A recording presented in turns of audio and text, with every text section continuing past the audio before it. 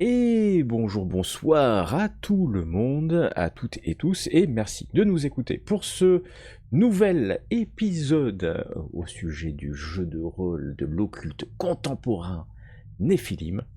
Et nous allons retrouver autour de la table trois experts autoproclamés qui ont peut-être pas toutes les réponses, mais qui sont là en tout cas pour discuter d'un de leurs jeux favoris. Et nous accueillons Baron Los. Chers initiés amis rôlistes, bonjour, bonsoir à tous et Et toutes. Carthage. Chers initiés sur le chemin de l'Agartha, bonsoir à tout le monde. Et votre hôte de ce soir, Kylian, pour vous servir, mais aussi pour poser des questions et poser un contexte et des questions techniques, voire peut-être magiques à nos invités. Donc ce soir, nous on n'a pas dit le thème de ce soir. Avant tout, n'hésitez pas à vous abonner, mettre des pouces hauts et nous dire dans les commentaires si vous pensez que ce qu'on dit est vrai ou si vous avez d'ailleurs d'autres thèmes que vous voulez voir abordés. Car ce soir, nous allons parler sciences occultes, et plus particulièrement la toute première des sciences occultes dont les voies ont été découvertes dès la chute de l'Atlantide, la magie, puisque vous l'aurez deviné, peut-être pour les spécialistes ou moins spécialistes, nous allons parler de la magie. Et avant de parler magie, j'ai une première question pour nos invités, nos experts, puisque la magie n'est rien sans cette notion de l'être magique qu'est le Néphilim. Ma première question, c'est, pour vous, quel est le lien? Alors, je vais poser la question, vous prendrez qui veut prendre la parole. Quel est le lien pour vous entre les champs magiques, les Néphilim, ou les Caïms, parce que peut-être on peut remonter aux Caïms, et cette magie qui est, semble-t-il, d'après les ouvrages qui nous ont été remontés des temps ancestraux, la première science occulte des Néphilim. Et donc c'est une question assez libre de votre vision entre la magie et puis les Néphilim. Carthage, est-ce que tu veux prendre la parole ou Baron, comme vous voulez. Je vous avais dit que Carthage, je c'était des t'en prie. questions, je vous avais dit que c'était des questions touchy ce soir. Ouais. Ouais, alors, pour commencer, ma vision, c'est que le Néphilim est indissociable du milieu dans lequel il vit. Donc, avant la chute, le milieu était différent d'après la chute, vu qu'il y a eu l'arrivée de la météorite. Et du coup, les Caïms ont de fait basculé pour moi de l'état de Caïm à l'état de déchu. Ils ont dû s'adapter à leur nouvel environnement. Donc voilà, cette magie pour moi, c'est vraiment quelque chose de très, très naturel, on va dire. C'est peut-être la science occulte la plus spontanée, la plus naturelle pour tous les Néphilim. Et c'est un peu pour moi comme si un humain utilisait ses bras, ses jambes, sa relation avec son environnement. Et cette relation, en fait, elle s'est coupée pour moi du fait de la chute et de l'arrivée de l'oricalque. Et le Néphilim tente de réapprendre un peu comme un handicapé, on va dire, après un accident, à reprendre maîtrise de ses membres, et cetera. Et ensuite, il y a une espèce de transcendance quelque part, pour moi, parce que c'est un peu plus que ça aussi, mais ça, c'est un peu, je pense, du grand secret ou des choses un peu après. Mais du coup, on va dire cette route, ce chemin initiatique, qui l'amène à se comprendre, à comprendre son environnement, en fait, ces 2 étant indissociables, fait il arrive à une meilleure compréhension du monde, du cosmos et du coup, de sa place, dans l'univers, quoi. Merci pour ces premiers éléments. Baron Los, est-ce que tu veux rebondir? Oui, ce lien Caïm, Néphilim, heu, Grand Graal d'émeraude, et cetera, en fait, ce lien, tout est lié. Puisque la magie dans Néphilim, c'est la source même de tout. Il faut savoir, pour résumer très brièvement quelque chose qui remonte à la création de l'univers, que, cette magie, elle vient de l'axe du monde où, est né le soleil. Le soleil a son énergie qui resplendit, dans son système autour et qui ont créé les planètes et chaque planète, Mars, Mercure, Jupiter, Vénus, reflètent cette énergie du soleil sous la forme de ce qu'on appelle des K-éléments et agissent comme des prismes qui reflètent, en un seul point cette énergie du soleil qui est comment dire transformée par les prismes des planètes. Et ce centre, cet endroit où ces reflets arrivent, c'est la Terre, c'est le grand Graal d'émeraude. Et donc sur Terre circulent les champs magiques venant de Mars, Mercure, Jupiter, Vénus, l'énergie du soleil bien sûr, parce que c'est l'énergie primordiale, mais aussi la Lune, mais aussi une planète plus éloignée, Saturne, d'où vient le K-élément qui détruit tous les autres, qu'on appelle l'oricalque. Et donc tout est absolument magique, puisque les Néphilim eux-mêmes sont des êtres magiques issus de ces K-éléments. Quand ils étaient Caïm, ils étaient des êtres élémentaires purs. Pour ceux qui étaient les Caïm de l'air, ils étaient dans les nuages, c'était le vent. Les Caïm de l'eau, c'était les vagues. Les Caïm du feu, c'était le magma. Enfin, et donc leur nature, et comme le dit Carthage, en fait, pure à l'origine, a été transformée du fait de la chute de ce fameux météorite d'Oricalque venu du champ de Saturne. Et ils doivent donc réapprendre et redevenir, puisque tel est peut-être aussi le but de l'Agartha, c'est de retrouver cette nature primordiale du Caïm, et doivent retrouver en fait cette nature profonde, magique. Et donc en fait le Néphilim lui-même, la magie, elle préexiste aux Néphilim. Ils en sont issus. Elle circule partout sur la planète, dans les lieux, dans les symboles. Et je m'amuse toujours, moi, à voir combien, en fait, le jeu de rôle Néphilim a quelque chose d'assez extraordinaire. C'est que c'est vrai que quand on regarde, et on va parler parce que il y a aussi ce qu'on appelle les conjonctions qui permettent justement aux Néphilim de pratiquer les magies en fonction de certaines circonstances d'alignement justement des planètes. Et quand on regarde par exemple les jours de la semaine, lundi, Monday, jour de la lune, mardi, Mars, mercredi, Mercure, jeudi, Thursday, Thor, le jour de Thor, c'est Jupiter, vendredi, Vénus, samedi, Saturday, jour de Saturne, et dimanche, le jour du Soleil. Et on peut y aller encore comme ça, même pour les mois. Tout est symbole, tout est magique dans l'univers de Néphilim.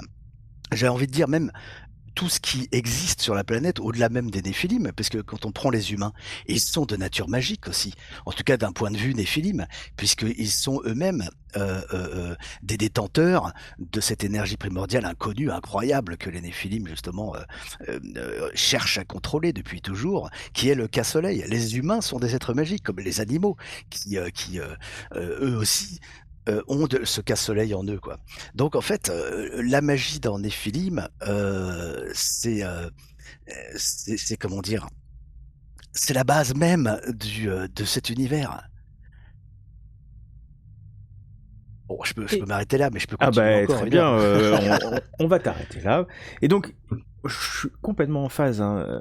La Terre, c'est comparable, pour moi, à un immense capteur d'énergie magique. Et alors, ça tombe bien parce qu'on est au confluent de plein de vents, alors vents magiques, de champs magiques. D'ailleurs, dans la dernière édition et après les chroniques de l'Apocalypse, il y a une histoire autour de ces champs magiques et attends teaser, mais on est là, on peut teaser.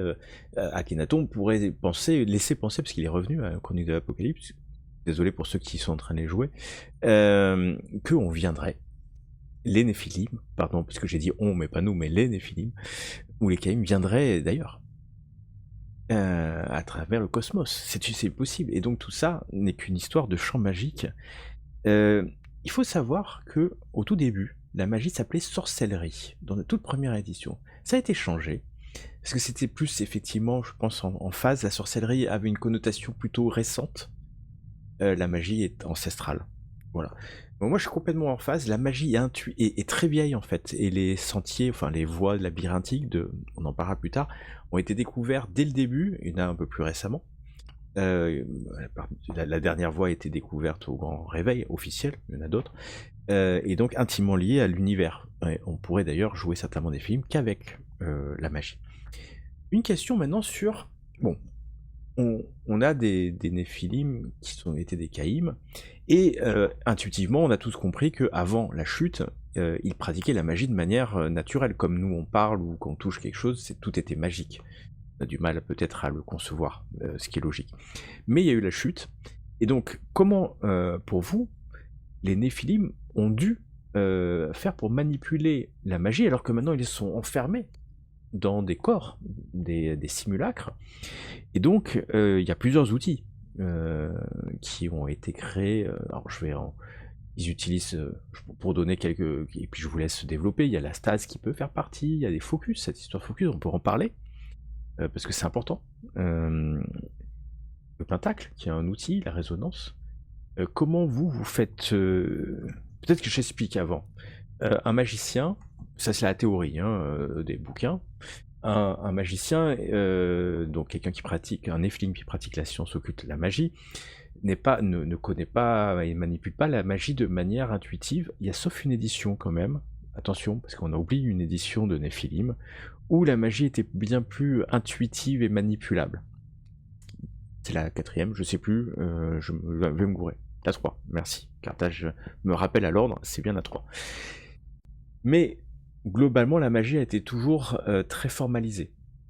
Et avec des sortilèges, des sorts, on va les appeler comme ça, que le magicien va apprendre. Va tatouer, enfin il y a tout un tas de trucs. Et donc en fait, la magie est quand même extrêmement codifiée. Peut-être il y a des voies un peu moins codifiées, mais c'est très codifié. Donc pour vous, quel est en fait finalement, je vais revenir sur ma question de un magicien, il a besoin de quoi pour faire sa magie? Carthage, si tu veux, en live. Ouais, je voulais apporter une petite précision par rapport à ce qui a été dit tout à l'heure. C'est que dans Néphilim, on parle d'éther magique et on parle de champ magique. Et il y a une subtile différence en fait. Et j'ai des joueurs quand même qui se disent qu'est-ce qui se passerait si mon Néphilim arrivait sur Mars? Est-ce qu'il pourrait lancer des sorts? Est-ce qu'il verrait des champs magiques? Donc je pense que c'est une question qui a quelques réponses quand même. Il y a des pistes dans les livres. Mais c'est assez intéressant pour celui qui s'intéresse à la cosmologie du monde, quoi. Ouais.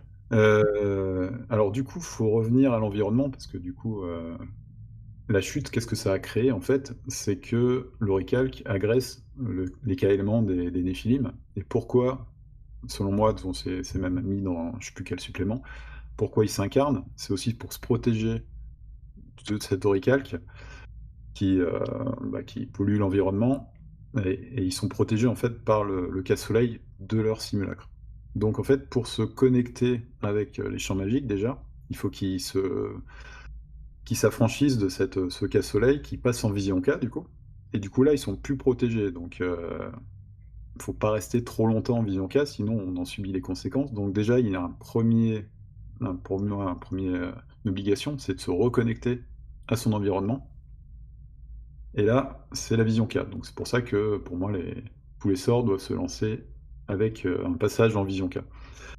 La deuxième chose, c'est que le Néphilim, selon moi, il a oublié la façon dont il utilisait son pentacle, tous ces K-éléments. Et du coup, le fait d'apprendre la magie, c'est un peu comme si on essayait de répéter un petit peu des gestes qu'on avait oublié autrefois, essayer de refaire des espèces de connexions nerveuses. Je sais pas si la métaphore tient, mais en tout cas, il va au fur et à mesure de son initiation apprendre des focus. Donc là, il va se rappeler comment il faisait juste sur quelque chose de très simple pour lancer des sorts, pour se reconnecter et insuffler au champ magique une espèce d'impulsion, de vibration. Il se reconnecte, il y a une communication, hein, en tout cas entre les champs magiques et son essence. Et du coup, il va impulser ça dans les champs magiques, il va faire vibrer. On parle aussi de ça dans les champs magiques, quelque chose. Il va y avoir un écho. Donc là, on parle de l'écha ou de choses comme ça. Il y a quelque chose que les magiciens essayent de comprendre. Et du coup, avec cet écho, cette compréhension du milieu, à fur et à mesure de travailler, d'appréhender de nouveaux sorts, de nouvelles façons de lancer des sortilèges, il va élargir son panel et petit à petit, il va passer de la basse magie à la haute magie. Je pense que c'est pour ça qu'ils ont essayé de scinder aussi cette haute magie. C'est un peu des voies d'initiation, mais c'est aussi une façon d'appréhender ce monde magique. parce que chaque voie est vraiment différente. On peut plutôt être centré sur soi, centré sur l'environnement, et cetera. Voir ça comme une bataille un petit peu interne et puis, il y a un cap, là je veux pas trop spoiler, mais super intéressant, qui est, on ouvre un peu la compréhension du monde sur quelque chose, et puis on progresse encore, autrement. Mais pour moi, il faut le focus, il faut surtout la connexion avec les champs magiques. Il faut le focus pour permettre en fait, au Néphilim d'intégrer ce réflexe. Après, on peut aujourd'hui l'intégrer dans son pentacle avec des tatouages, etc., pour s'affranchir du focus. Mais il faut avoir ce réflexe-là de lancer le sort, quoi. Donc voilà, il faut au moins les deux. Et puis après, il y a des aides, donc les conjonctions, c'est pas obligatoire selon moi. Mais par exemple, on peut se poser la question, qu'est-ce qui se passerait si un Néphilim était dans un lieu où il n'y avait pas de champ magique? Ça peut arriver, hein, il y a des endroits, Néphilim, qui sont comme ça. Bah, pour moi, il n'y a pas de sort, parce qu'il n'y a pas de connexion avec les champs magiques, par exemple. Voilà, donc je ne Et vais pas une trop question spoiler. sur ça, parce qu'il y a l'immobilisme des champs magiques. Moi, il y a dans un des suppléments dont j'ai oublié le nom, ça doit être les Arthuriades, il y a à un moment donné, les Néphilim bloquent la magie en empêchant les champs magiques de bouger. Et donc, ce qui sous-entend que, en fait, c'est soit l'absence de champ magique, pour en trouver. Alors, je sais pas si en Hadès, on peut considérer qu'il n'y a pas de champ magique, il n'y a que l'Auricalque. J'ai jamais su, j'y suis jamais allé à titre personnel. Ou dans l'espace, Eux mais sont ceux l'espace. qui sont revenus, hein. Voilà, il y en a qui sont. Oui, voilà, pour parler de ça. Et voilà. Et donc, une des théories, c'est que quand les champs magiques sont complètement immobilisés, on peut pas utiliser la magie. Voilà. Et donc, il y a les Est-ce que je peux conjonctions. rebondir Bien sur sûr. ta question qui est super intéressante, parce que j'ai des joueurs à ma table qui sont un peu scientifiques, et du coup, quand tu lis Néphilim, tu parles d'intensité de champ magique, Hmm. tu parles de mobilité de champ magique, tu parles de pureté de champ magique. Et en fait, toutes ces notions-là, elles se mélangent un petit peu. Et effectivement, tu sens que dans les champs magiques, le mouvement, un peu comme la MTO, ça fournit en fait une espèce de vie quoi, à ces champs. Et que quand ils sont figés, bah, il n'y a plus rien qui se passe. Donc nécessairement, quand tu lis les choses, il faut qu'il y ait quelque chose qui bouge. Il y ait du mouvement, mais en même temps, tu as l'intensité. Tu pourrais dire ça bouge, mais il y a les champs magiques sont très puissants, mais très peu mobiles, tu vois. Hmm. Et puis, ils pourraient être très purs ou pas très purs, suivant s'ils sont peut-être environnés d'oricalques, etc. Donc tout ça, en fait, c'est dans l'univers. Je pense que c'est à chaque MJ de faire un peu à sa sauce, mais il y a quand même des pistes hein, quand tu lis. D'ailleurs, il y a des... C'est assez marrant parce que dans je sais plus quel supplément, il y a des Néphilim qui essayent de concentrer les champs. Donc par exemple, la concentration des champs magiques, à un moment, il y a comme un changement de phase en fait. Tes champs magiques, boum, il se passe quelque chose à un certain moment et ça fait autre chose. Donc en fait, tu peux voir ça comme des éléments comme de l'eau qui passe de la forme liquide à la forme solide. Hmm. Donc il y a beaucoup de choses à piocher, je pense, et à définir en tant Barondos. qu'MJ. Mais là, j'ai l'impression qu'on est déjà rentré dans le grand secret, là, les Oh, gars. zut. Dans ce questionnement métaphysico-néphilimesque sur, oui, la fluidité, l'existence ou l'immobilité des champs magiques. Par exemple, un Néphilim sur Mars, tu disais, est-ce qu'il a accès aux champs magiques du feu puisque le feu vient de là, le cas élément feu. Hein, c'est le cas soleil qui est transformé par la planète en cas élément feu et qui ensuite converge vers le centre de la Terre. Mais là, on est vraiment dans des questions. Moi, je t'avoue, personnellement, je m'étais jamais posé la question parce que je ne me suis pas imaginé une seule fois dans un scénario ou une campagne un Néphilim qui se retrouverait sur Mars mais alors que certainement des grandes figures ont voyagé sous une autre forme, une forme éthérée, là, pour le coup, le mot doit être juste, sur d'autres planètes, tu vois. À savoir si même des Néphilim ou des Caïm ou des figures ont été même peut-être baignés dans l'énergie magique du soleil lui-même. Est-ce qu'il en existe bon, je pose la question, je ne sais pas.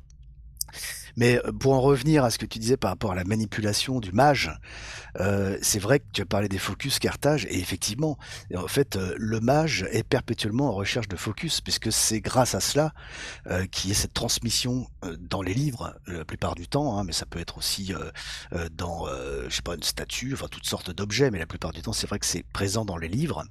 Le mage, il va chercher pour retrouver sa mémoire originelle qu'il a perdue suite à la chute, il va, perpétuellement chercher des focus pour se rappeler, de tel ou tel sortilège, de telle ou telle manière de manipuler, les champs magiques pour faire de la magie.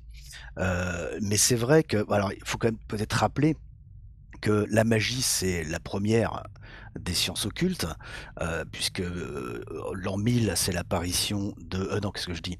A avant ça, c'était à l'époque Salomon qui avait été défriché et puis à l'époque de Jésus, l'apparition de la Kabbale, où Mmh. là, on est littéralement dans quelque chose de totalement différent.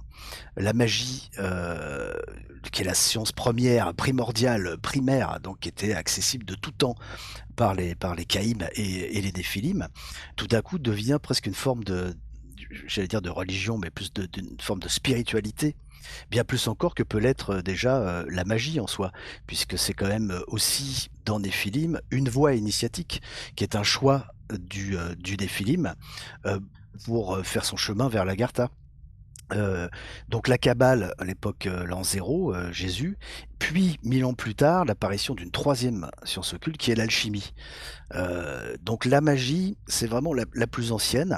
Hem Comment dire? Elle ne nécessite pas, comme la Kabbale, des cercles complexes d'invocation, un tracé, un pentacle, heu, amener son esprit dans un univers de Kabbale, et cetera. C'est quand même un truc, on en fera certainement une émission entière aussi là-dessus, hein. Elle ne nécessite pas de substances rares, des comment dire? Des materia prima pour produire des effets. C'est, l'utilisation en fait d'une force élémentaire qui entoure perpétuellement le Néphilim. Heu, donc voilà comment le mage pratique sa magie et donc il faut pour le Néphilim trouver le bon moment. On a parlé des conjonctions, hein, les éphémérides, les lieux qui peuvent aussi avoir leur influence. Hem, il s'agit d'entrer en fait en comment dire? En harmonie avec l'environnement et à travers son pentacle, qui est son âme, qui est son cœur élémentaire, le Néphilim, produit la magie et c'est son pentacle qui sert de relais en fait, pour transformer, pour manipuler, provoquer une réaction précise des champs magiques. Et plus le Néphilim est expérimenté et plus son cas est puissant et plus les effets peuvent être profonds. On a parlé qu'il y a 3 cercles en fait dans la magie. Le premier cercle, ce qu'on appelle la basse magie, qui là va, être des sorts assez basiques, hein, créer, du feu, faire oublier, non je crois que oublier la mémoire, comment ça s'appelle? Bon enfin bref, il y a un premier Mange-mémoire. cercle, mange-mémoire Mange-mémoire. pardon, ouais. Et il y a le deuxième cercle et il y a le fameux grand secret où là, au départ on va créer, une petite flamme, mais avec le grand secret à un certain niveau, on peut, créer des raz-de-marée, on peut faire trembler la terre, on peut avoir une magie complètement dingue qui permet d'agir, en fait sur le réel dans sa totalité quoi. Mais aussi donc, et ça c'est important, d'approcher, toujours plus ce qu'on appelle l'agartha, la sapience, ultime, hein, puisque encore une fois, il y a cette manipulation, mais il y a cette philosophie, cette voie initiatique, comme peut l'être la Kabbale et l'alchimie, avec donc la magie qui est plus, primitive, la Kabbale qui est plus de l'ordre d'une spiritualité et l'alchimie, comment on pourrait dire ça? Presque une science, quoi. Alors, Une science de la magique, une science des films. je me permets, alors pour compléter un peu, la magie, au tout début, rappelons-nous, dans les premières éditions, c'était orienté très focus. En fait, on avait des focus et puis des sorts de basse magie, haute magie. Après, ça a un peu changé. On parlera après des types de sorts en fonction des niveaux. Je voulais juste rajouter un point sur la dangerosité de la magie. Parce que tu en as parlé un peu Carthage, parce qu'il faut s'ouvrir, on prend un risque. En fait, la magie n'est pas sans risque. Puisque ça serait trop facile hein, de faire tout le temps. Et un des sujets que j'ai, alors le risque c'est quoi en gros techniquement on fait du JDR, hein. On fait une maladresse, on peut avoir un problème, une chute, ça dépend des éditions, voilà, bon bref. C'est pas sans risque. Et ça a été fait certainement pour limiter le fait que tout le monde balance des sorts en permanence. Peut-être, mais aussi mettre un peu de risque. Sur la magie n'est pas sans risque, mais il y a aussi un truc avec la stase.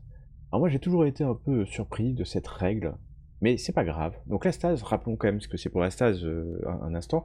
À un moment donné, les Néphilim se sont incarnés dans des êtres humains, et puis les Mystes, je crois que c'est les premiers, enfin bon, les héritiers, les ancêtres des Mystes, ont trouvé des moyens pour enfermer les Néphilim dans une prison, qu'on appelle la stase, et enfermer leur pentacle pour des siècles et des siècles, et puis de temps en temps ils se réveillent. Donc c'est sa stase qui est très liée aux Néphilim. Donc il y a des très vieilles stases, des stases plus récentes en fonction de, voilà, de quand les Néphilim ont été emprisonnés et par qui. Et il y a toujours une règle, quelle que soit à peu près l'édition, qui dit que c'est une espèce de réservoir de magie. Et d'ailleurs, je crois même que, si je m'abuse, plus ta stase est vide de magie, de magie je sais pas, hein, de champ magique, enfin magie, plus tu as de chances de retourner dans ta stase.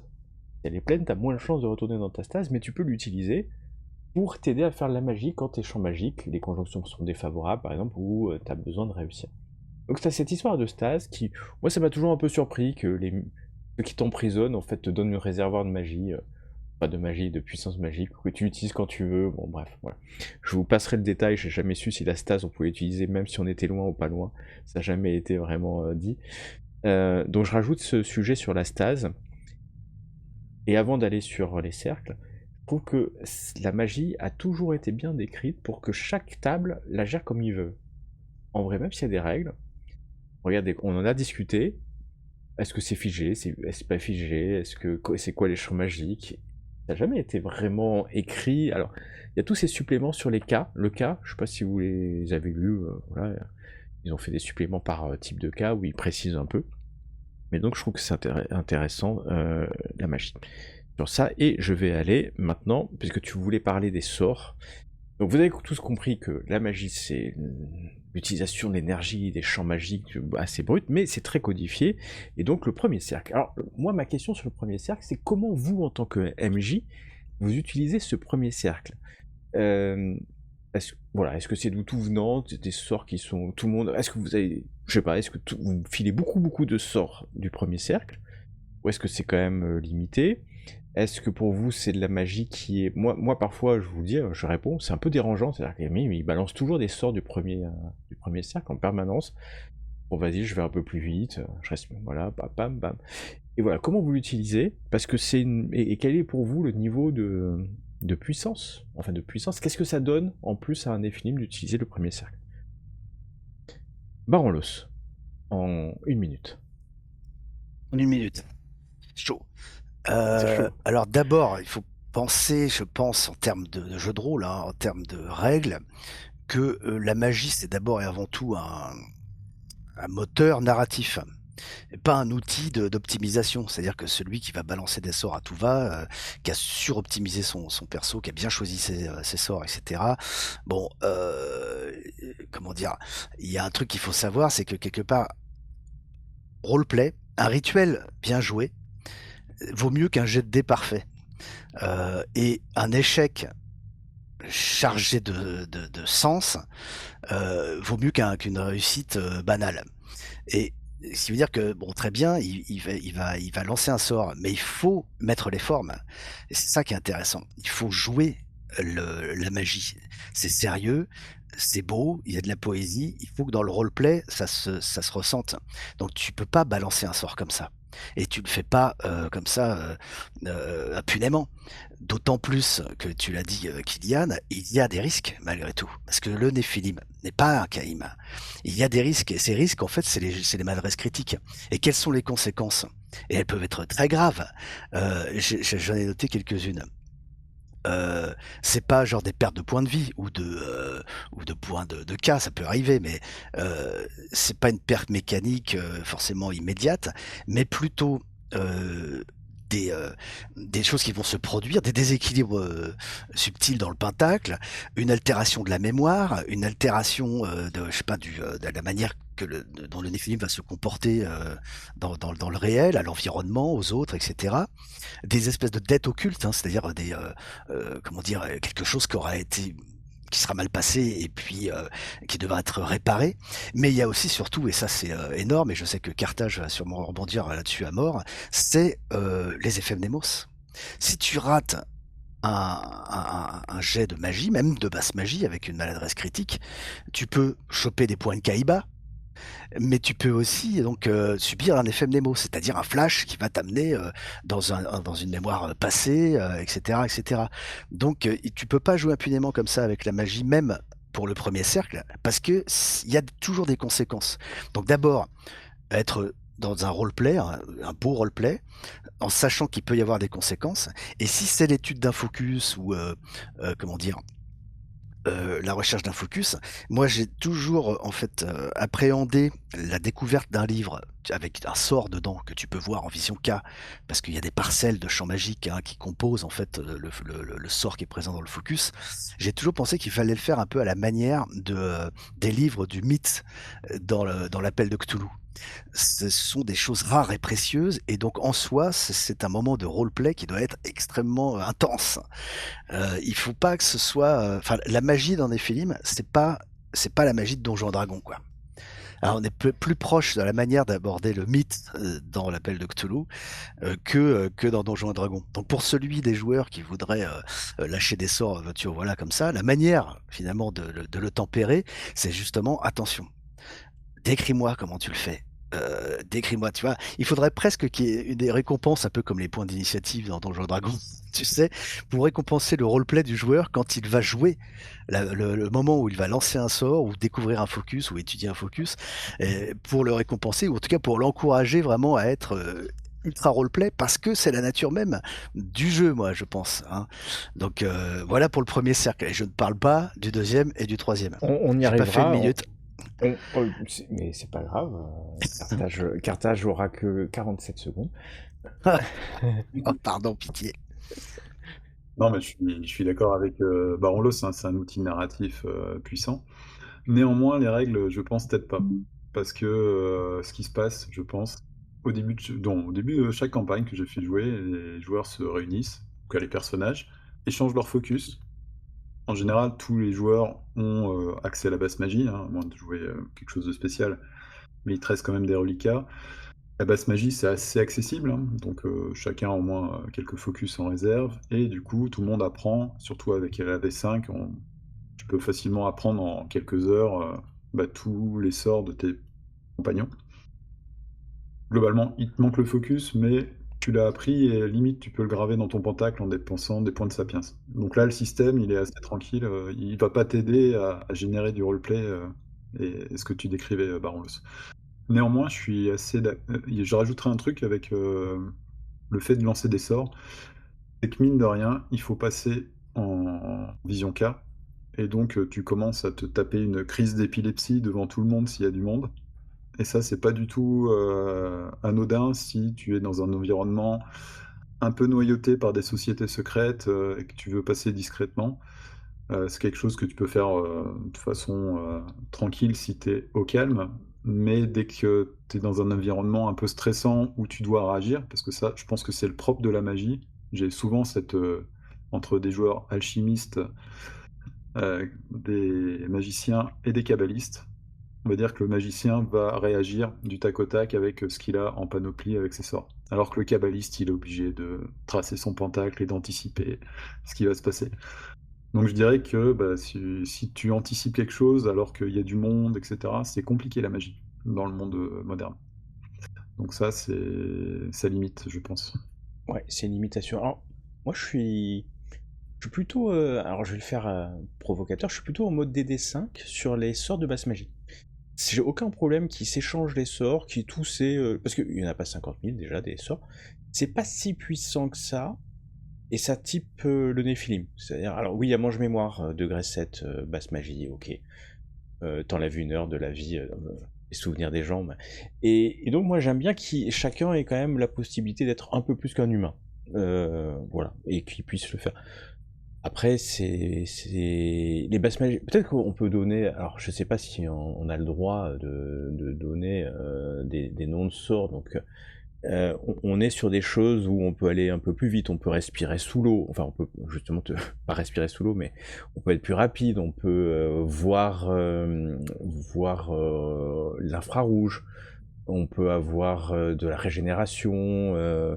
Donc, c'est des choses qui sont quand même plutôt tactiques. Vous voyez ce que je veux dire? Au sens, c'est large, mais on peut pas le faire tout le temps en fonction des sorts qu'on a. Donc moi j'aime bien quand même qu'il les ait parce qu'autrement je trouve que tu fais un Néphilim puis t'as que deux sorts de basse magie. En vrai, bon, c'est quoi Néphilim, un jeu de magicien quoi. Voilà.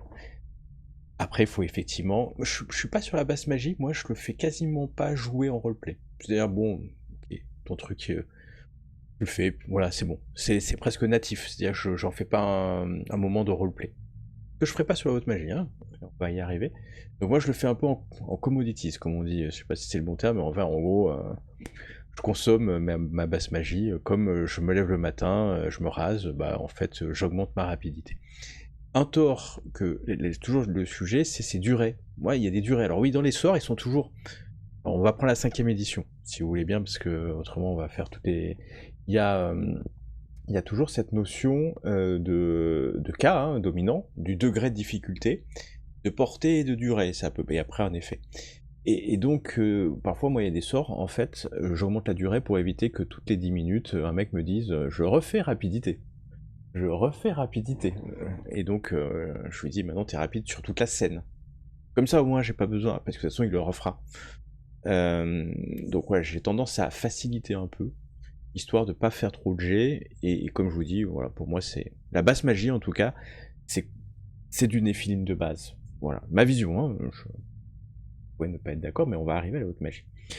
Et la haute magie, il y a quelque chose de. Alors, ça a été la première, hein, je pense, qui a été bien décrit. Et donc, il y a cette notion de 3 cercles à chaque fois. Donc, pour moi, on commence à l'extérieur des cercles, hein, c'est un cercle extérieur. Et le cœur, c'est la Gartha. On a fait les 3 cercles, on arrive à la Gartha. Alors, je fais comme ça, moi, je vois comme ça. Le cœur du labyrinthe, c'est la Gartha.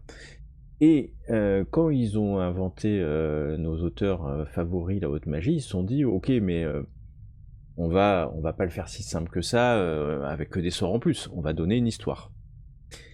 Et ces histoires, c'est ces voies. Alors, ces voies labyrinthiques, c'est à chaque fois que ça commence par la voie. Alors, je peux les citer parce que je les ai dans les yeux.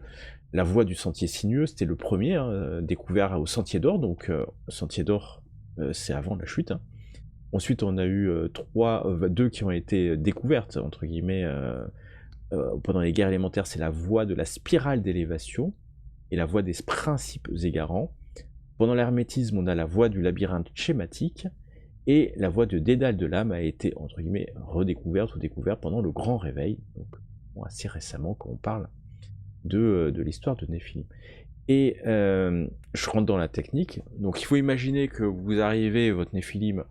Alors il y a des règles pour passer à la haute magie, mais voilà, il est assez puissant pour passer à la haute magie.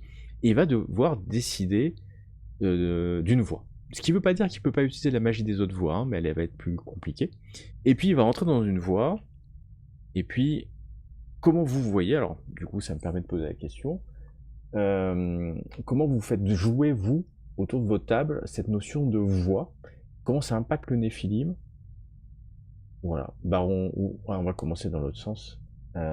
Carthage, la vision des voies et de ces étapes. Alors c'est en V5, hein, toujours. Les voies sont bien décrites en V5 et ce sont des façons d'appréhender la magie. Donc, si je peux schématiser, la voie des sentiers sinueux, c'est plutôt une espèce d'harmonie avec son environnement. Donc essayer de ressentir son environnement et de le comprendre, de l'appréhender. Il y a d'autres voies un peu plus... on va dire chaque voie est un peu liée à un élément. C'est-à-dire le sentier sinueux, c'est plutôt les films de la Terre. Tu as une voie qui est plutôt axée sur je me combats moi-même, etc. Donc c'est plutôt des philosophies de vie Et ça, pour le coup, quand je le fais jouer, j'ai des joueurs qui sont en phase avec la façon dont ils apprennent la magie et leur personnage agit. C'est assez naturel, on s'est pas trop pris la tête.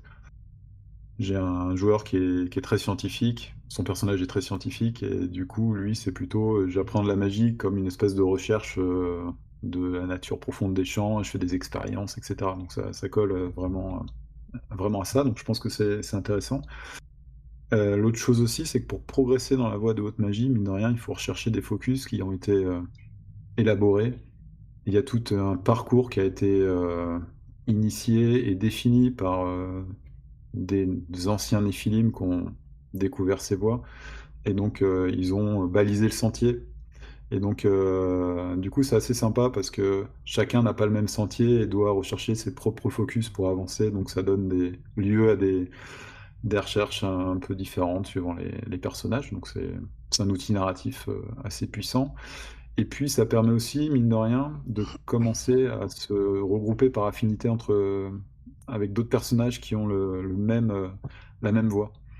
Donc on sent très bien que si, des personnages découvrent que, bah, il y a une figure qui est initiée de haute magie, initiée de la voie la spirale, je sais plus ce que c'est là, ou une autre Spirale voie. d'élévation. Il va commencer à plus avoir d'affinité avec lui, essayer bah, de lui soutirer de façon, d'une certaine façon, ses focus, etc. Donc c'est un outil pour avoir ouais, des relations sociales Oui, entre ouais, les des films. relations, ouais. Ouais. Totalement. Du coup, l'arcane de la papesse, c'est intéressant parce qu'il thésaurise beaucoup de choses, etc. Donc voilà, c'est un outil social aussi, la magie. Merci Carthage. Et donc Barlos, toi comment tu appréhendes et tu fais jouer, ou tu as fait jouer autour de ta table cette notion de haute magie et ces voies, ces sentiers? Bah, alors, ça, c'est encore quelque chose qui est de l'ordre du point de règle, parce que dans la V5, quand tu crées un personnage, tu peux très vite te retrouver super, balèze, en haute magie et en plus avoir de la cabale et peut-être en plus aussi avoir de l'alchimie. Je me rappelle que dans la V1, la V2, tu pouvais aussi avoir de la basse magie, de la cabale, mais la haute magie, c'était quand même quelque chose, sur lequel il fallait bien réfléchir parce que, tu anticipais, je pense déjà, la voie à laquelle tu adhéreras au moment où tu accéderas à la haute magie.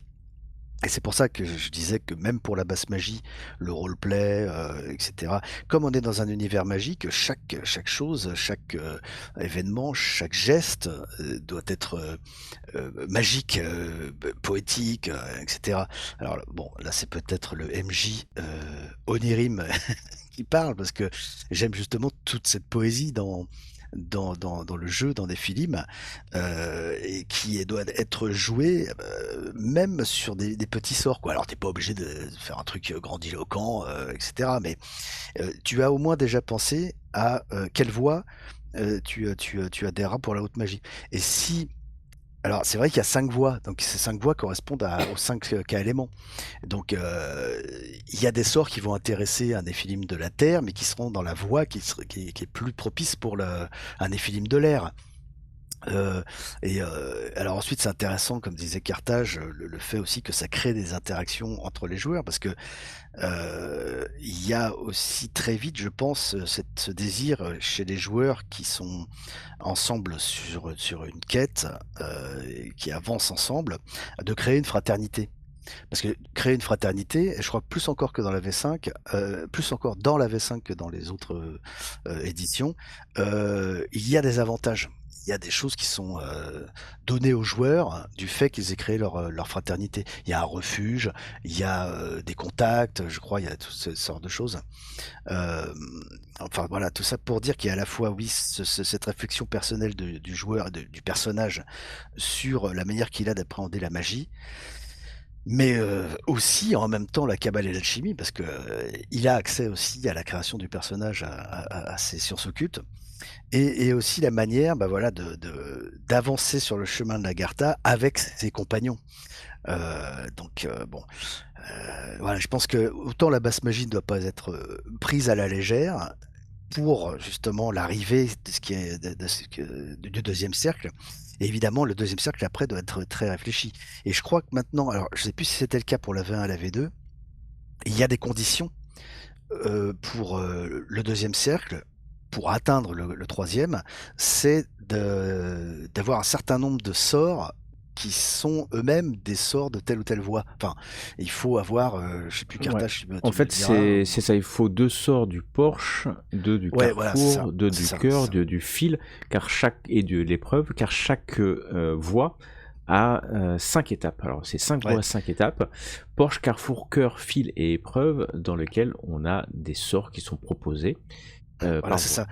Et c'est ça qui implique donc aussi une réflexion, en amont, puisque si tu adhères à telle ou telle voie, tu adhères aussi à une philosophie, à un chemin de connaissance et de sagesse, de sapience. Et donc tu vas, devoir aussi anticiper le fait que: «Ah, si je veux remplir les conditions de ma voie, il faudra que je choisisse tel ou tel sort». Et donc voilà, ça impose aussi non seulement, en termes de règles ces choix-là, mais aussi après, en termes de roleplay et de comment tu vas jouer ça, quoi, tu vois? Si tu es un Néphilime de la Terre et que tu prends une voie plutôt dédiée à l'air, on est dans pas une contradiction, mais presque, quoi, tu vois? Donc voilà, c'est le deuxième cercle, c'est pas rien, comme tous les deuxièmes cercles des sciences occultes, hein, et encore une fois, c'est pour mieux préparer aussi ton accès au grand secret qui à mon a qui là, sera beaucoup plus escarpé, quoi. Exactement. Et pour revenir effectivement sur cette notion, donc 5 voies, 5 étapes, on va dire, je sais plus comment ça s'appelle, les Porsche Carrefour. Cœur, filet, épreuve. Donc on peut pas finir la haute magie si on n'est pas allé jusqu'à l'épreuve. Je trouve que les noms des étapes sont pas mal. Porsche, Carrefour, je me cherche, le cœur, je suis au milieu. Je vais suivre un petit fil, et puis la dernière fois, je me prends les épreuves. Avec des sorts qui sont... Alors oui, les voies sont liées schématiquement à un élément. Labyrinthe schématique, c'est l'air. Principe égarant, c'est le feu. Dédale de l'âme, c'est la lune. Donc ils sont liés, mais les sorts qui sont dans les voies ne sont pas que liés à cet élément. Parce que justement, il faut maîtriser d'autres éléments pour pouvoir avancer. Et il y a vraiment une philosophie, vous en avez parlé, on va pas tous les faire les 5, hein, de chaque voie. Et c'est vraiment différenciant. Si on veut vraiment suivre les principes égarants, c'est l'épreuve permanente. Hein. Blessure profonde, dans l'espoir, les changements que la blessure peut faire amener. Si on cherche les dédales de l'âme, c'est plutôt orienté lune, mais comprendre les forces magiques intimes à l'intérieur de soi, sa propre âme. Donc il y a un vrai... Si on veut le jouer, alors moi je sais pas si mes joueurs le jouent vraiment. Je me suis toujours posé la question parce que il y a tellement de manières d'appréhender des films que déjà il faut maîtriser son cas, ses métamorphoses, puis tu rajoutes la magie, tu peux avoir une arcane, ça commence à faire beaucoup de choses qui se cumulent, et qu'est-ce que tu joues vraiment à la fin? Est-ce que c'était magicien avant tout? Et d'ailleurs, moi j'ai des joueurs qui sont hauts de magie et qui sont kabbalistes. Parce que c'est possible, on peut être haut magicien et kabbaliste au bout d'un moment, et donc qu'est-ce qu'ils préfèrent entre les deux? C'est, voilà, ça donne des orientations. Je voulais dire juste une chose sur la haute magie, mais j'ai oublié, donc c'est pas très grave. Mais faut savoir que le Porsche, le Carrefour, enfin toutes les voies, elles sont vraiment directement inspirées de véritables, de grands, courants ésotériques, qui existent dans les fameux recueils, tu sais, Dragon Rouge, le livre de Maître Albert, enfin, c'est des choses comme ça qui sont du domaine de l'ésotérisme, des sciences occultes, hein, véritablement. C'est encore là, une inspiration directe pour les auteurs, hein, d'avoir puisé pour ce jeu, dans ce qui existe vraiment comme matière, ésotérique, l'herméneutique, tu vois, la Kabbale, enfin tous ces trucs-là. Et c'est ça qui est génial, c'est qu'à une époque où nous on jouait sans internet et sans rien, on avait des bouquins, on avait le dictionnaire des symboles, et quand on essayait de comprendre qu'est-ce qu'était le carrefour dans une voie initiatique, tu trouvais ça dans les bouquins, tu trouvais ça dans le livre d'ésotérisme, tu sais, parce que et puis tu t'arrivais à résoudre certaines énigmes comme ça parce que cette matière existe, c'est pas une invention, c'est c'est pas Gary Gygax ou Tolkien qui a inventé. Ça, c'est vraiment la mémoire de l'humanité, et c'est en ça, encore une fois, là, je referme la parenthèse, qui est fascinant dans le jeu, quoi. Et je suis c'est du réutilisation, dans un jeu, hein, de l'occultisme, plus ou moins traditionnel et Ça. ancien. Je me rappelle de ce que je voulais dire. Il faut savoir que les sorts sont un peu plus puissants que la basse magie, hein, quand même. On va aller sur des choses comme Don Ailé, Tornade Pyrétie, Corps Brumeux, je vous laisse imaginer ce que ça peut être. Avec des degrés de difficulté, il faut avoir pas mal de haute magie pour pouvoir le lancer. Les premiers sorts quand on est au Porsche Carrefour, c'est des sorts on les retrouve dans différentes voies, donc c'est pas unique à une voie. Par contre, les sorts qui appartiennent à la fin des étapes sont assez spécifiques aux voies. Donc là, on va au début en fait de la haute magie, on peut ne pas être voilà, on peut avoir accès à pas mal de sorts quand même. N'oublions pas quand même que même si on est dans une voie, on peut avoir accès à des sorts d'autres voies, hein. C'est pas interdit, c'est plus difficile, je crois, à prendre. Il y a une règle. Bref. Donc la haute magie, ça reste un chemin. Enfin, d'ailleurs, c'est une voie. C'est les sentiers, c'est une voie. Et ça va nous permettre d'arriver sur le grand secret, le troisième cercle, qui au tout début n'était pas vraiment expliqué dans les premières éditions de Néphilim. Il n'y avait pas. En fait, on disait qu'il y avait un grand secret, mais il n'y avait pas de règles. Au jour où ils ont quand même voulu. D'ailleurs, je sais pas si vous avez eu. Lors d'une émission, on avait parlé de l'Agartha et on s'était dit, est-ce qu'on a vraiment beaucoup de joueurs dont les personnages ont atteint le grand secret? Moi, je me rappelle ma réponse, c'était moi jamais. Je crois que un était arrivé. Et donc le grand secret en magie est quelque chose qui est finalement relativement rare quand on parle aux joueurs pour leur personnage. Et est-ce qu'on va le déflorer ici? Ça, c'est une question. Je vais laisser Carthage décider si il veut ouvrir le grimoire du troisième cercle de magie à nos auditeurs, ou juste un peu de teasing. Je pense que je vais faire du teasing parce que ce serait dommage de dévoiler trop de secrets, hein. La connaissance, ça s'offre pas comme ça. Alors déjà, il y a quelque chose de super sympa sur le passage haute magie, grand secret. Il y a l'épreuve, comme tu l'as dit, Kylian. Certains appellent ça le Minotaure. Et il y a vraiment des chances de régresser fortement en magie à cause de cette épreuve. Et du coup, à ma table, j'ai quand même des joueurs qui se disent: «Je vais arrêter là. Je veux pas, c'est pas le bon moment en tout cas pour moi de progresser dans la magie, de prendre des risques parce que sinon je risque de redégringoler et j'ai pas envie, je fais les chroniques et pendant les chroniques, j'ai pas envie de revenir, passe magie et cetera».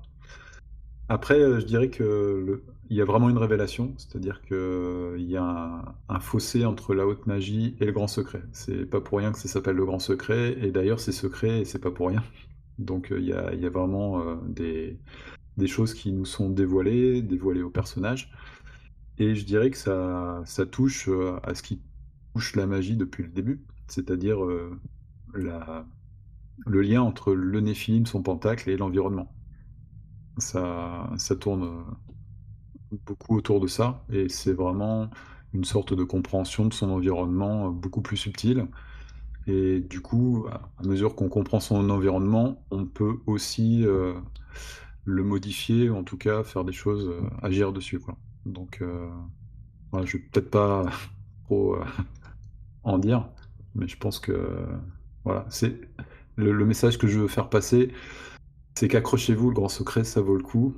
Si votre personnage, pense que c'est juste des sorts en plus et que juste un niveau de puissance en plus, non, il y a vraiment autre chose derrière ce passage et ça, c'est vraiment, super bien. C'est pas juste, je passe de niveau, 10 à niveau 12 quoi, il y a il y a un fossé.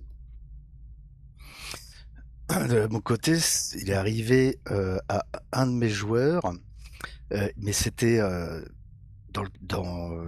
V2. D'arriver, il était à 10 en grand secret. Il avait eu tout son parcours et cetera et c'était un ange, donc un des films de l'air et qui arrivait avec ses 10 et je crois qu'il avait découvert, un sort, qui était justement de pouvoir manipuler le vent Et donc il réfléchissait à toutes les possibilités qu'il y avait derrière. Enfin, il y avait une réflexion angélique aussi, toujours dans cette philosophie. Mais j'ai envie de dire, c'est vrai que le grand secret, et là j'ai envie de citer le pendule de Foucault. euh, Si on en parle, j'ai envie de dire solis sacerdotibus, qui veut dire, les latinistes, il y en a dans la salle là, j'en fais pas partie, mais je connais la traduction, réservé aux initiés. Le grand secret, si vous êtes joueur, surtout n'allez rien voir là-dessus, hein, ne vous spoilez pas, ce serait bête. Pour les MJ, il faut vraiment, vraiment que vous ayez acquis les notions justement de ce que est véritablement la magie, la basse magie, la haute magie, les voix. Mais ce qu'on peut dire, peut-être, le grand secret, c'est que, bah, comme l'a dit Carthage, peut-être, j'ajouterai pas grand-chose, si ce n'est peut-être que, voilà, on découvre qu'il y a une interaction euh, avec le réel, avec l'environnement, c'est la magie, l'univers qui nous entoure. Il y a une forme de révélation parce que ça permet une lecture, j'ai envie de dire une lecture active du monde, quoi. C'est-à-dire une compréhension et une interaction possible. Pourquoi pas aussi intégrer là-dedans le temps. Je peux aller loin, mais et puis cette tentative philosophique, spirituelle, enfin c'est un truc dont il faut parler aussi. C'est cette tentative de mettre le Néphilim à l'unisson des forces invisibles. Et le grand secret, j'ai l'impression que là on touche à quelque chose qui nous intéresse après, je trouve, au-delà du jeu, d'un point de vue purement philosophique, moi. Parce que les Néphilim, c'est un peu l'humain, hein, c'est un peu nous, quoi. On essaie de découvrir qui on est. On essaie de découvrir quelle est notre place dans cet environnement qui est magique en soi. L'existence, la conscience, c'est magique. On n'a pas encore défini, trouvé ce que c'était que la conscience. La conscience, la découvrir, c'est la quête aussi de l'humain, hein, c'est la quête de l'Agartha, de découvrir qui on est, qu'est-ce qu'on fait là, et d'où on vient, vers où on va. Donc le grand secret, c'est du lourd. C'est quelque chose qu'il faut appréhender, voilà. C'est une autre dimension du jeu qui, pour moi, touche ouais, pas à la transcendance, mais à quelque chose de sublime, quoi, dans ce jeu dans cet art qu'est le jeu de rôle. Et Néphilim, c'est ce moyen par lequel justement aller explorer, puiser de la sapience pour nous-mêmes, joueurs ou maîtres de jeu. Le grand secret, c'est euh, c'est l'ultime étape en fait de la réflexion. Comme peut l'être, d'un autre point de vue, la cabale et l'alchimie. Hein. Faut savoir que voilà, la réflexion est différente totalement. Sur la magie, on est vraiment sur quelque chose de pratique, de philosophique. La cabale, on est quelque chose de plus spirituel ou métaphysique. Et l'alchimie, on est sur plus de la symbolique. Ah, d'ailleurs, j'ai envie de dire, regardez, moi j'adore parce que je suis conteur et je m'intéresse beaucoup à ce qu'on appelle la langue des oiseaux. Ah, on a dans l'alchimie, la langue des oiseaux, c'est cet art de faire dire aux mots des choses qui sont cachées à l'intérieur. Et quand vous dites la magie, il n'y a pas quelque chose qui ressort, si on réfléchit? La magie. L'âme agit. Vous voyez? Oh, L'âme punaise. agit. Et on peut en faire plein, hein, des comme ça. Regarde, le bonheur, c'est la bonne heure. Euh, bon, il y a toutes sortes de mots comme ça. D'ailleurs, je pourrais dire aussi pour rigoler, le gouvernement. Bon, enfin, tout ça pour dire que, pour revenir au grand secret, c'est qu'on peut s'amuser. Ah, on peut tout à coup devenir ce magicien ultra puissant qui crée des raz-de-marée ou des éruptions volcaniques, mais on peut aussi, voilà, Oui. être dans cette dimension du jeu qui est le jeu de l'esprit. Bon, c'est un autre niveau, quoi. Mais c'est pas facile, hein. C'est pas facile parce qu'il faut que le MJ il est là-dedans très bien, mais il faut que les joueurs suivent et qu'ils aient envie aussi de ça, quoi. Et effectivement, parce que c'est un autre jeu en fait, c'est un jeu dans le jeu, c'est un cercle dans le cercle. Parfois, il est dit que c'est une nouvelle fraternité pour le Néphilim. Et moi, j'ai l'impression qu'on est dans une quête qui peut c'est un des sujets du jeu. J'ai un groupe de Néphilim. Ils ont des voix différentes, la Kabbale, la chimiste. Le magicien qui va arriver au grand secret, c'est une autre histoire ce qui commence pour lui. On a parlé, il finit les épreuves, mais il y a aussi cette notion de, je sais pas si j'ai le droit de le dire, mais royaume élémentaire, enfin il y a il y a d'autres notions. Et donc moi j'ai toujours eu l'impression qu'on allait couper. Pourquoi rester dans mon groupe de Néphilim ou de ma fraternité quand j'ai atteint un niveau de puissance qui est pas si puissant que ça en vrai, ça dépend de l'usage. Et d'ailleurs une des règles de la Grand Secret c'est que ça reste le Grand Secret, hein. Leur job c'est de s'assurer qu'on maîtrise la magie et que ça reste un grand secret. Et voilà, donc ça m'a toujours donné l'impression qu'on coupait en fait le Néphilim de son groupe de base. Peut-être que c'est faux, hein, on arrive à les faire vivre. Parce que maintenant il est ailleurs. Et c'est, le grand secret pour moi, c'est le début d'un autre chemin. Parce que ça repart encore sur un chemin. Après, normalement, à la fin, c'est fini, hein. L'aboutissement du sentier sinueux, par exemple, c'est la fin, c'est pas la preuve, hein, c'est l'aboutissement. Quand on le lit dans le système de règles, c'est la Gartia, c'est la Garta, hein, c'est comme ça. Et d'ailleurs, chaque voie aura sa fin. Je peux donner quand même, je vais déflorer un peu, le système de magie n'est plus exactement le même, hein. C'est plus le même système de magie avec des sorts pré-préparés, des degrés, ça se joue différemment dans le système de règles. C'est plutôt pas mal. Enfin, j'ai trouvé, j'ai pas joué, là je parle sur quelque chose que j'ai pas fait jouer sur la 5ème édition, hein. Bien précisé, donc je sais, en tout cas quand je dis c'est plutôt pas mal. Et puis avec, voilà, quand j'ai une nouvelle fraternité, je peux en dire plus, hein, je pense. Parce qu'en fait, il y a une histoire de, j'ai oublié le nom, je crois que c'est Conclave, hein, c'est ça, dites-moi si je dis des bêtises. Et donc on va être guidé par un nommeur, enfin voilà, il y a tout un autre pan de la magie qui va apparaître. Donc je déflore un peu, mais je trouve que c'est important. Donc oui, je suis comme Carthage, je pense qu'il faut arriver à que les joueurs y aillent. Je suis comme Barlos, c'est une autre vision et c'est voilà, c'est la puissance, mais avec la sagesse. Moi, je suis un peu sceptique sur mon groupe. Parce que le jeu de rôle, c'est quand même un jeu où on est en groupe, et puis on a quand même pas une mission, mais en tout cas une aventure, faut pas oublier quand même.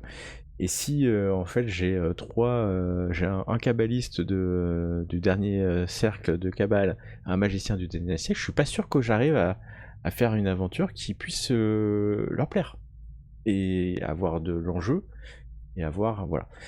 Donc je laisse à chacun voir comment on peut gérer. Carthage, toi, tu m'avais déjà dit que tu avais fait jouer des personnages qui étaient dans le 3ème cercle, si je m'abuse, si je me rappelle bien. Non, bah tu vois, non, donc je m'abuse. Et voilà, vous voyez quand même notre doute, hein. Moi, j'en ai eu un seul personnage là, faire jouer. Voilà, c'est à découvrir. Et je pense peut-être que pour beaucoup de MJ, c'est encore quelque chose à défricher aussi. Donc ce qui est bien, hein, quand même, à défricher complètement. Et pour la conclusion. Hein. Il faut beaucoup de temps à la table pour, je pense, profiter de ça. C'est vraiment un jeu en campagne. Et on peut pas débouler dans le grand secret en ayant quelques parties, quoi. C'est pas possible. Je suis d'accord, j'avais fait un petit calcul, parce que j'ai un petit côté mathématicien aussi, du nombre de points de sapience ou d'expérience, hein, pour y arriver, le nombre de focus qu'il faut sacrément se lever de bonheur quand même. Et enfin de bonheur, et en tout cas que ça soit plutôt long. Mais pourquoi pas, et au risque de déséquilibrer une table, hein, quelqu'un qui arrive dans le grand secret et les autres sont toujours en haute magie, c'est équilibré, voilà. À tester. Je pense que c'est ça. Ça, c'est un des grands challenges du MJ, hein. Je pense qu'il faut avoir une table homogène et puis quelque chose qui fédère beaucoup les personnages. Donc pour ça, je pense que les chroniques sont très très bien. Ouais. Mais voilà, je pense qu'il y a peut-être d'autres campagnes aussi qui mériteraient. Mais je pense qu'il faut appréhender la montée de tous les personnages, pas juste d'un. C'est le Exactement. groupe qui monte, pas juste. Ouais, mais comme tu disais, l'épreuve est assez sélective entre la haute magie et le grand secret, donc certains veulent peut-être le tenter, d'autres pas. On va arriver vers la fin. Là, on a présenté un peu les règles, enfin plus qu'un peu, les règles officielles. Les voies de magie, il y en a d'autres. Je vais donner un exemple. La voie du culte du dragon est une voie de magie, aussi qu'on voit dans les Arthuriades, dans le souffle du dragon. Il y en a certainement d'autres. Il y en a d'autres. C'est sûr. Donc on les a pas toutes faites. Il n'y a pas que 5 voies, il peut y avoir d'autres. Ce qui prouve encore que la magie se base sur... et c'est assez primitif comme magie, mais que ça peut se déchiffrer ou défricher dans pas mal de voies différentes. Oublions pas aussi que si on va en Asie, les champs magiques sont pas verbalisés de la même façon et il y a aussi d'autres voies de magie. Donc il y a des cousins des Néphilim européens qui... Alors ça, je parle des anciennes éditions parce que dans les nouvelles, on en parle moins, dans la 5e. Donc voilà, moi je vais vous laisser le mot pour de la fin en quelques secondes, votre avis sur la magie, et puis avant la conclusion. Euh, Peut-être un mot sur cet aspect initiatique progressif des voies de la magie, l'accès au grand secret. Bon, euh, comme tout ce qui concerne le Néphilim, c'est sa quête de l'Agartha, et en soi, donc, plus que l'envie d'atteindre le grand secret, d'y accéder, bon, c'est surtout en fait tout le chemin qui y mène. Et comme toute quête initiatique, le chemin est plus important que l'arrivée. Comme toute question est plus importante que les réponses.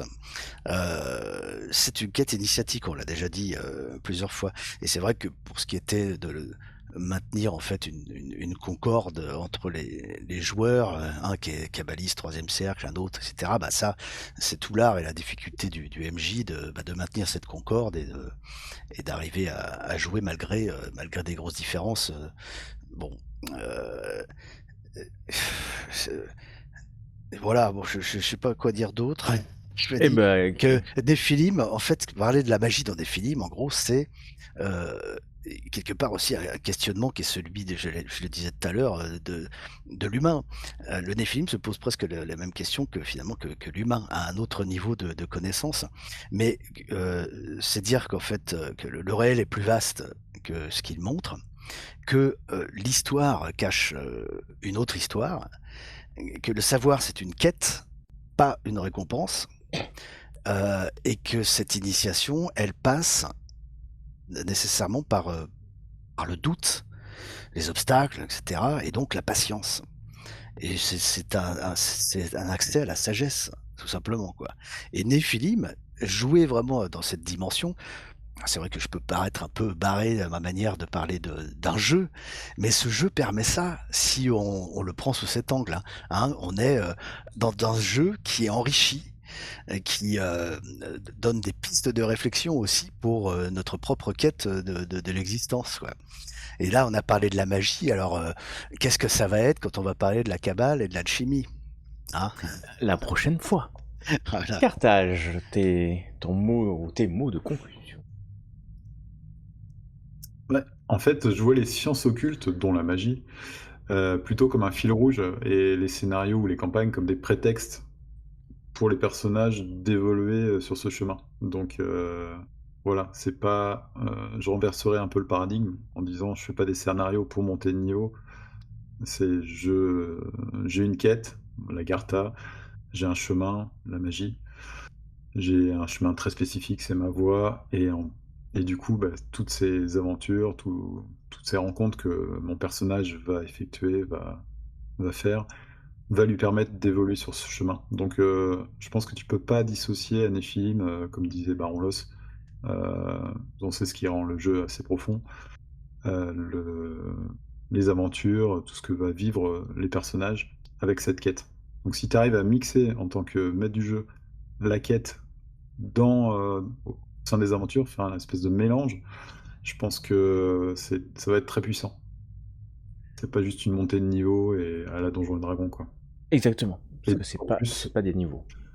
et un petit conseil que je pourrais donner, c'est essayer de garder des espèces de trucs un peu croustillants, des petits secrets que vous allez distiller au fil de la montée de niveau et du coup les joueurs vont sentir que c'est pas juste, parce qu'ils montent, qu'ils sont plus puissants, c'est parce qu'ils ont appris cette chose et cetera donc distiller les informations, la sapiens avec modération mais tout du long tout le long de leur quête, quoi.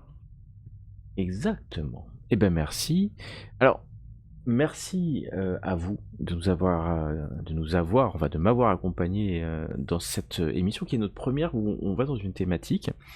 Moi, je résume en disant que la magie, c'est une des sciences occultes, la plus ancestrale, qui permet aux Néphilim de manipuler les énergies élémentaires en s'accordant aux harmonies secrètes de l'univers, et ça c'est important, structuré en 3 cercles d'initiation.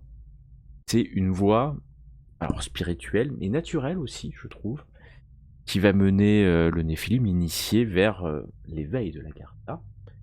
Et j'espère qu'avec cette émission, on vous a donné, en tout cas nos visions, quelques éléments pour que vous appréhendiez la magie. N'hésitez pas à nous faire des Alors, commentaires. Et si vous n'étiez pas d'accord avec nous, bien sûr. Et pas Carthage, Baronlos, pardon, vous voulez nous dire une dernière chose.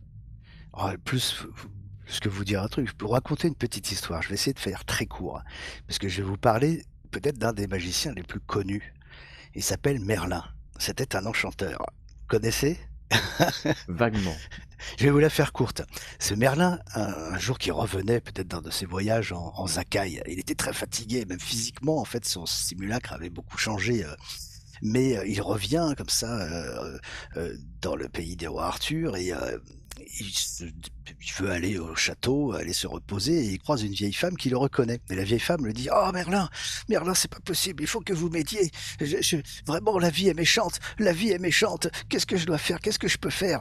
Et Merlin, fatigué, dit: «Bon, écoutez, allez sur le plus haut sommet là, de la colline et criez ça dans le vent et écoutez ce que le vent vous répondra.» Et donc la femme, très vieille, monte la colline, elle a beaucoup de mal, hein, elle y va, elle crie: «La vie est méchante, la vie est méchante!» Elle écoute et elle n'entend rien. Elle revient, elle retrouve Merlin, Merlin lui demande: «Qu'est-ce que tu as entendu?» Et la femme lui dit: «Mais j'ai rien, j'ai crié: "La vie est méchante, la vie est méchante"». Retourne-y et écoute bien.» Alors la femme, y retourne, elle a beaucoup de mal, elle est vieille, elle est fatiguée et elle crie et il y a l'écho qui lui répond. Mais pas mieux, pas différemment que la première fois et sauf que peut-être là, le vent était un peu différent, donc elle a entendu quelque chose, elle a entendu sa voix et quand elle revient voir Merlin, Merlin lui dit: «Qu'est-ce que tu as entendu alors?» Et la femme dit: «J'ai entendu: "La vie aime et chante. La vie aime et chante."» Et Merlin lui dit: Voilà, tu as ta réponse. C'est la langue des oiseaux.» Vous avez pas compris? Et ben on a compris, je crois. C'est beau, non? C'était la magie des mots, ça, qui permet de La donner du vie aime et sens. chante. L'âme Voilà. agit. Faut se rappeler de ça, c'est rigolo. La magie des mots aussi. Et qui, voilà, ben maintenant que je sais pas comment conclure, à part, encore une fois, remercier tout le monde, vous deux, d'être venus pour cette soirée. Voilà, parce que c'est le soir, hein, on enregistre le soir. Et donc, faites des commentaires, dites-nous aussi si vous voulez qu'on aborde d'autres thèmes. On continuera certainement sur la cabale, l'alchimie ou d'autres thèmes. Et je vous souhaite une excellente écoute et à très bientôt.